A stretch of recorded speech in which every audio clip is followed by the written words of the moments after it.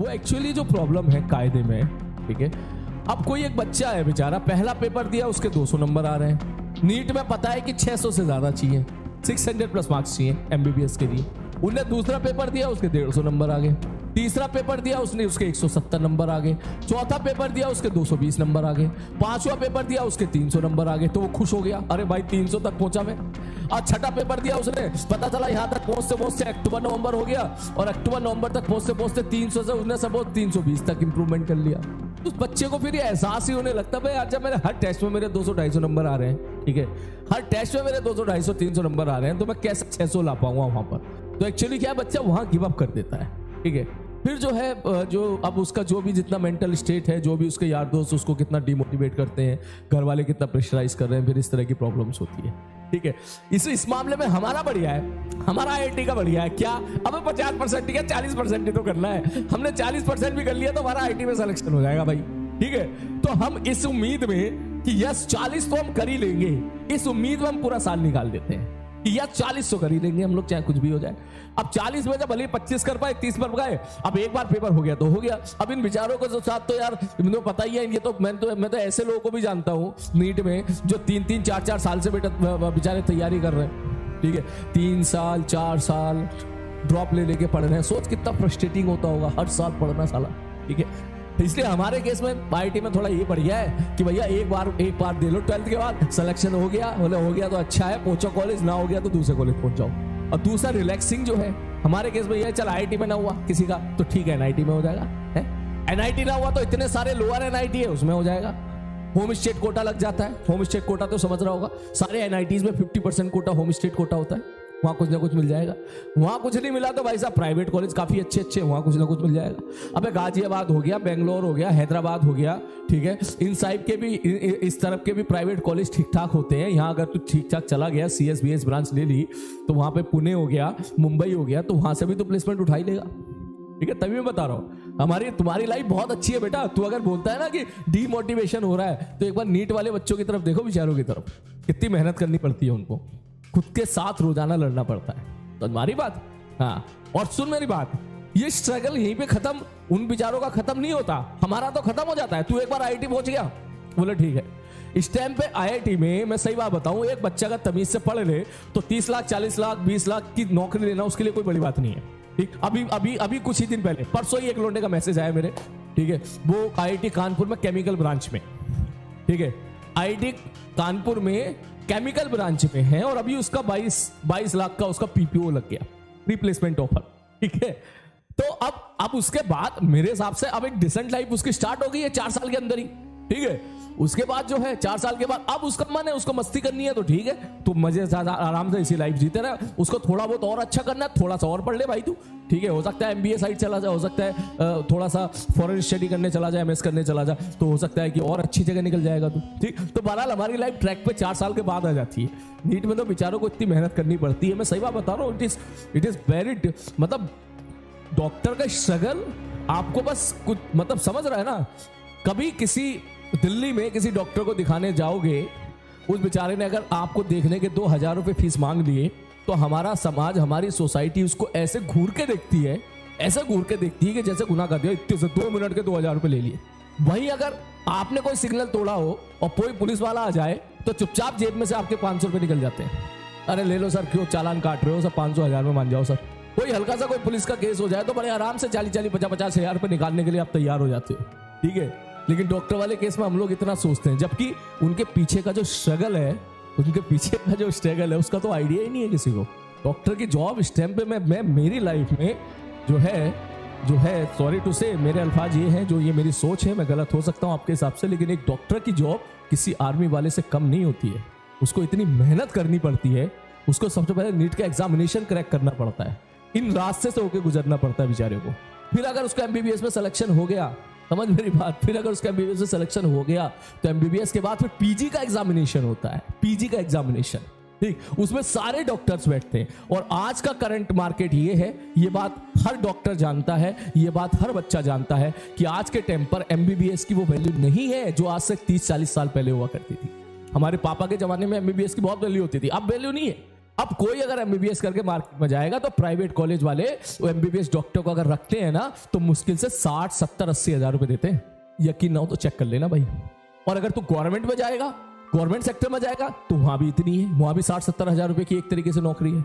अब या तो तू भैया गलत तरीके से रुपए कमा, जो कि कोई डॉक्टर करता नहीं है, जाहिर सी बात है, सबके अंदर एक तरीके का जुनून होता है कि हमें समाज की सेवा करनी है, ठीक है। तो भैया खुद सोच साला एमबीबीएस इतनी मेहनत करके वहां पहुंचे और 60-70 हजार की नौकरी कर रहे हो आप। कितना फ्रस्ट्रेटिंग होगा अगर किसी घर में अगर बहन है तो बहन की शादी करने के लिए कितनी कैलकुलेशन करनी पड़ती होगी ऐसे इंसान को जो पूरी दुनिया की बीमारियों को दूर करते हैं। उसके बाद फिर वो पीजी की प्रिपरेशन करते हैं, इसलिए अब पीजी का पैटर्न अब और कम हो गया है। पहले क्या होता था, लोग 1-2 साल जो है प्रैक्टिस करते, फिर पीजी की प्रैक्टिस करते, फिर पीजी का एग्जाम देते थे। अब क्या होता है, अब साथ ही करते हैं, कॉलेज में जाते हैं फिर साथ पीजी का एग्जामिनेशन की तैयारी करते हैं, ठीक कि भाई साथ ही निकल जाए हमारा। 4.5 साल तो उनकी पढ़ाई होती है और 1 साल उनका इंटर्नशिप होता है। 5.5 साल के बाद जब वो एमबीबीएस करके बाहर निकलते हैं और जब बाहर निकलेंगे एमबीबीएस के बाद तो फिर उन्हें पता चलेगा कि उनकी वैल्यू अभी पूरी बनी नहीं है, अभी उनको पीजी निकालना पड़ेगा अगर मार्केट में आपको वही स्टेटस वही इज्जत अगर चाहिए तो फिर बेचारे फिर पीजी की प्रिपरेशन करते हैं। और पीजी तो जानता ही है, पीजी में सारे डॉक्टर बैठते हैं तो जितना टफ नीट है उससे कई गुना ज्यादा टफ बेटा पीजी का एग्जामिनेशन है। सही बात है, उसमें सारे डॉक्टर बैठते हैं। तो जाकर देख दिल्ली में कैसे कितने लोग पीजी की प्रिपरेशन दिन रात लगे रहते हैं, उसमें सीट भी कम होती है। और अगर पीजी कर ली, पीजी में तेरा सिलेक्शन हो गया, भगवान की कृपा बढ़िया रही, तू इंटेलिजेंट है, तू पीजी में सेलेक्ट हो गया, तो पीजी के बाद फिर सुपर पीजी होता है पीजी के बाद फिर सुपर पीजी होता है। मान के चल पीजी में वहां 2 ब्रांच कट जाती है, 3-4 कट जाती है। एक जैसे एमएस हो गया, मास्टर ऑफ सर्जरी, एक एमडी हो गया, ठीक है। तो वहां पर भी ऐसी होता है कि भैया ये एमबीबीएस था, मैंने कहा ठीक है भाई साहब, कुछ बच्चों ने एमबीबीएस कर लिया, इसके बाद गए पीजी पर, तो पीजी में 4-5 लाइन होती है। ये ले सर, इसमें एक हो गया एमएस, एक हो गया एमडी, एक हो गया यहां पर ऑर्थोपेडिक्स, उसके आगे नहीं होता है, और एक हो गया गायनेकोलॉजिस्ट। तो गायनेकोलॉजिस्ट में जो लेडीज लड़कियां हैं वो गायनेकोलॉजिस्ट लेना पसंद करती हैं, तो उनके लिए अच्छा है, वो जैसे ये लेते हैं वो टर्मिनेटिंग ब्रांच होती है, इसके बाद कुछ ज्यादा पढ़ना नहीं पड़ता उनको, ठीक है। और ऑर्थोपेडिक्स भी चल जाता है क्योंकि ऑर्थोपेडिक्स भी टर्मिनेटिंग ब्रांच है, इसके बाद आगे कुछ पढ़ने की जरूरत नहीं है। लेकिन जिन्होंने ये ले लिया एमएस या एमडी, इनके फिर एग्जामिनेशन होते हैं बेचारों के। जब तूने सुना होगा ना कि ये हार्ट के डॉक्टर हैं, ठीक है, तो बेटा हार्ट के डॉक्टर ऐसे ना बने होंगे, वो पहले उन्होंने एमबीबीएस निकाली होगी, फिर उन्होंने पीजी निकाली होगी, पीजी में उन्होंने एमएस की सीट निकाली होगी, एमएस के बाद फिर एग्जामिनेशन दिया होगा, और फिर आता है कि भैया ये यूरोलॉजी है, ये जो है हार्ट के डॉक्टर हैं। समझ रहा मैं क्या कहना चाह रहा हूं मैं, ठीक है, ये न्यूरो सर्जन है जिसको बोलते हैं एमसीएच। समझ रहा मेरी बात, पीजी के निकालने के बाद, ठीक, फिर उसके बाद होता है कि भैया कोई पथरी का डॉक्टर है, भैया पथरी निकाल रहा है, तो उसको बोलेंगे भाई वो यूरोलॉजी लिया होगा उसने, ठीक है। कोई दिमाग का या कोई इस टाइप का कोई दिमाग का डॉक्टर है तो भाई न्यूरो सर्जन है, तो उसने फिर एमएस के बाद एमसीएच किया होगा, फिर उसका भी एग्जामिनेशन होता है, ठीक है। और यहां तक पहुंच से आदमी की उम्र हो जाती है 30 से 32 साल, ये कंप्लीट होते होते। सही बात ही है। तो मेरे भाई 32 साल की उम्र तक आप अगर मार्केट में मुश्किल से 1 लाख रुपया कमा रहे हो तो ये किसी सेक्रीफाइस से कम नहीं है बेटा, ये बहुत बड़ा सेक्रीफाइस है। और फिर आप, और हाँ दूसरी चीज, इसमें बॉन्ड और होता है भाई, गवर्नमेंट का बॉन्ड, इसमें बॉन्ड और होता है, गवर्नमेंट ने बॉन्ड और लगा रखा है कि अगर कोई एमएस कर रहा है तो किसी जगह पे तो 10 साल का बॉन्ड है भाई, मतलब 10 साल तक आपको करना है नौकरी वहां पर गवर्नमेंट की। आप प्राइवेट कर लो वो ठीक है, लेकिन गवर्नमेंट की तो करनी ही करनी है, ठीक है। राजस्थान में अभी लगी थी 5 साल की थी, अब शायद हट गई है, नहीं हट गई पता नहीं। इसलिए तो बेचारे वो डॉक्टर भी तो बेचारे परेशान रहते हैं, बोले यार अब तो खुद सोच कितनी बड़ी समाज सेवा है। उसके बाद जब एमएस के बाद फिर जब 2-3 साल उनको एमसीएच करने में लगते हैं, एमसीएच करने के बाद जब वो मार्केट में आते हैं तो उन बेचारों की उम्र हो जाती है कम से कम 36 से 40 के आसपास। अब जब वो 2000 रुपए फीस मांगते हैं तो जनता कहती है डॉक्टर बड़ा खराब है, बड़ा पैसे ले रहा है, बड़ा लूट रहा है। अरे मेरे भाई 15 साल की उम्र से जब उसने एमबीबीएस का सपना देखा था तब से यहां तक वो पढ़ ही रहा है।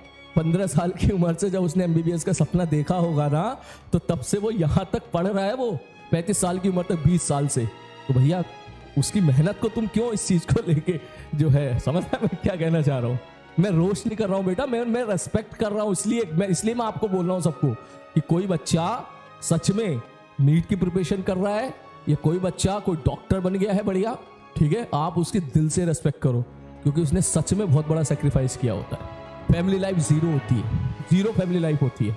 किसी भी टाइम इमरजेंसी से कॉल आ गया तो भैया जाना पड़ेगा।